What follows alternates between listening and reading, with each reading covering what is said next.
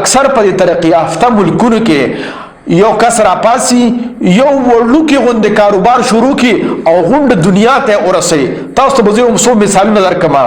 دا باټا کمپنی خو به تاسو پیژنې. دا باټا کمپنی والا سوکو دا خو چمیارو کنه موچی مو کنه.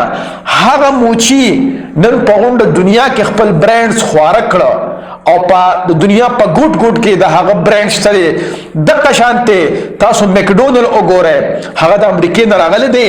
تاسو زمونږ په وطن کې په هر ځای کې د هغې چې کوم دی فرانچایز او هغې هغه خپل آوټلیټ کولو کړي دي. دغه شانتې کې اف سی وګوره. بلا د خدای داسې کمپنیان شته دي چې هغه په دې وطن کې نه دي په پردي وطنونو کې دي خو یو کس پلار یا نیکه مهنت کړی دی او را روان غو نسل خوري.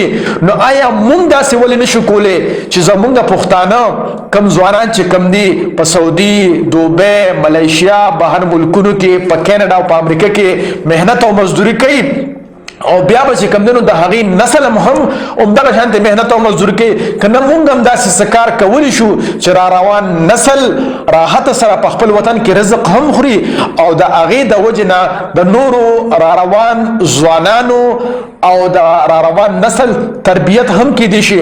نو انشاءالله العظیم په دې باندې به مونږ سباله سیشن شروع کوو.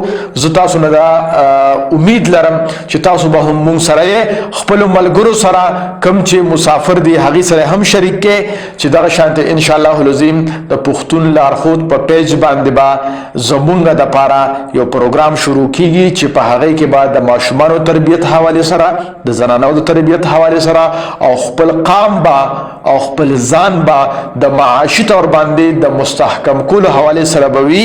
نو انشاءالله العظیم تاسو ته هم فایده کیږي او را روان نسل ته به هم فایده کیږي. د خدای پامان. السلام علیکم ورحمت الله وبرکاته.